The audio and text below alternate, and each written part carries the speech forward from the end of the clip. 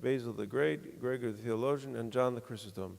Basil the Great and Gregory the Theologian were contemporaries, certainly, and also very dear friends. St. John Chrysostom was born a little later. He would have been, I don't know, maybe say 30 years younger than them. So he didn't, I'm sure they lived at the same time for some period, but not enough to get to know each other. But Gregory, of course, was a patriarch of Constantinople for a very short time and presided, or at least was present at the Second Ecumenical Council.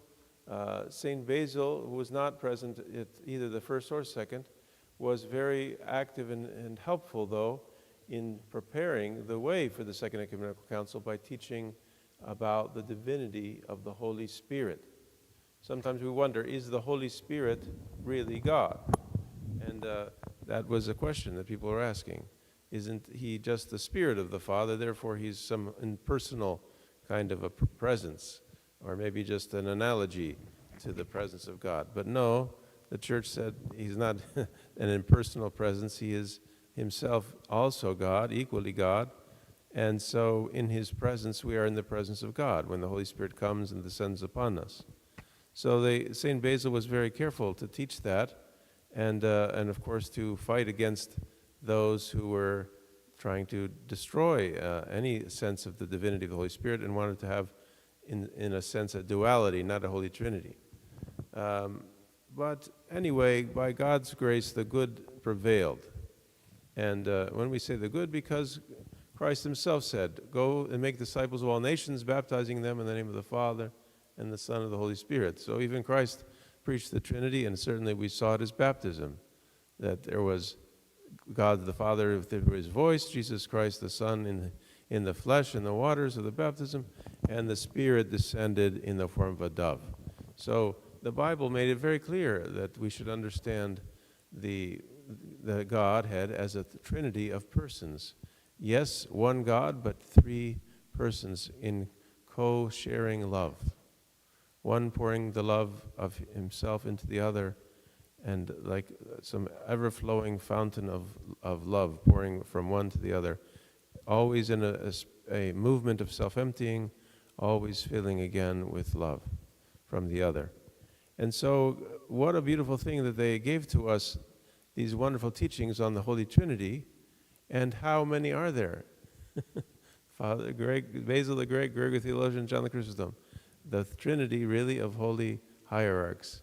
So we can think of it that way if we want to understand their importance in the life of the Church, because they didn't diminish the Godhead by trying to rationalize. You know, the human mind is always trying to find a way to rationalize things, make everything make sense. Well, here's one of those rare examples where 1 + 1 + 1 equals 1. And so the rational mind looks at that and gets crazed, insane by it, and says, well, that's impossible. And so it tries to fix it. But we don't have to fix God.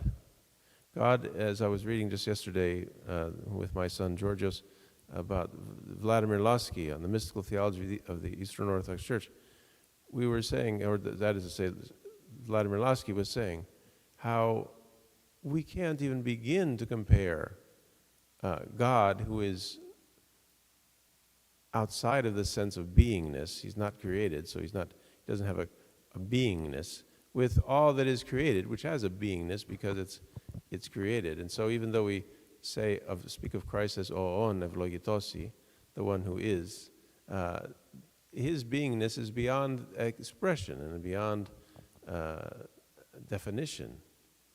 And so we can't try to understand God with the created mind. It doesn't do a very good job at it. It stumbles and it makes mistakes. And so all of our human analogies to describe the Trinity, of course, are also equally ineffective and incomplete.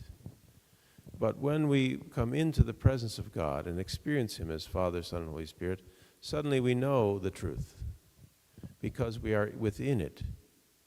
And we see that God is sharing himself with us. And we see him in this wonderful co-working of Father, Son, and Holy Spirit.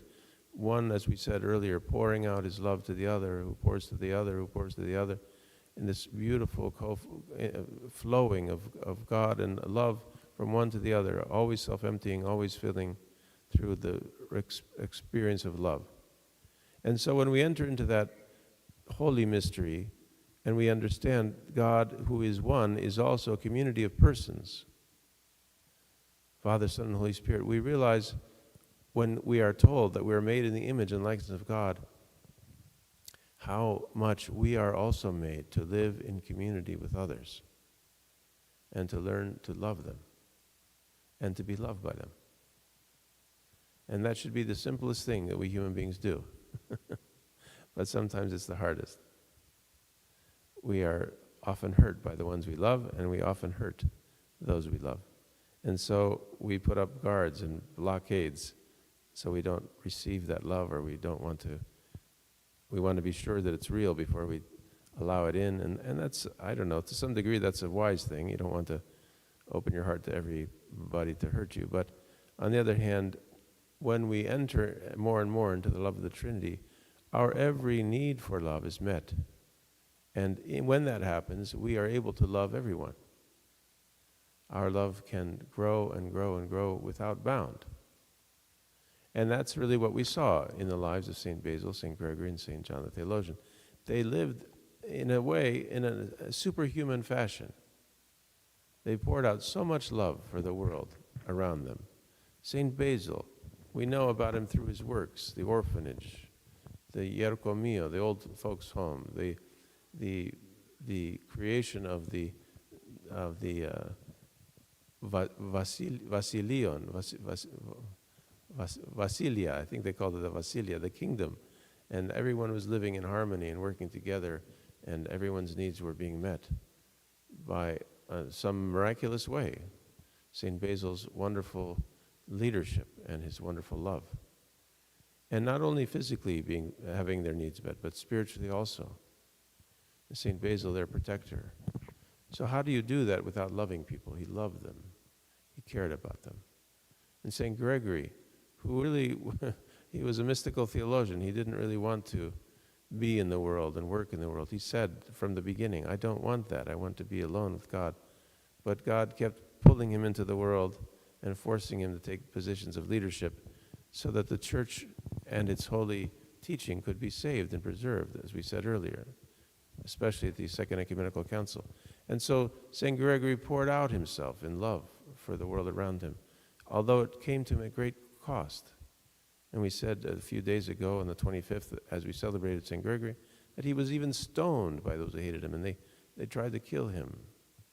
You think, what a sad thing, such a gentle man. And then St. John the Chrysostom, twice exiled, finally dying in exile in some mountains of Armenia somewhere, frozen to death essentially. And why? He's a man who taught us to care for the poor, and preached it again and again and again, and preached it with so much love, and taught couples how to love each other, husband to love his wife, and wife to love her husband, and to treat each other with mutual respect. All those beautiful things that he taught. And for what was he exiled? Because he tried to teach people, even the highest in authority, not to be caught up with earthly things. So they are, all three of them, examples of the Holy Trinity, emptying themselves out of love, pouring their love into each other, and of course, back again to God. So we are so blessed to have their example, and we hope somehow to imitate them. Of course, I can't go without noticing Adam here today, because he has, in his own way, tried to imitate their holy example by pouring out his love again and again. And I'm sure it comes with cost. I'm sure it comes with a cost. But anyway, that's the mystery of love. Love doesn't come without a cost. But it's a cost that we're willing to pay out of love for those who are around us, out of real love. We love them in a sense more than we love ourselves when we're willing to pay that cost. And that's how we imitate Christ. May we be blessed by the example of the three holy hierarchs today.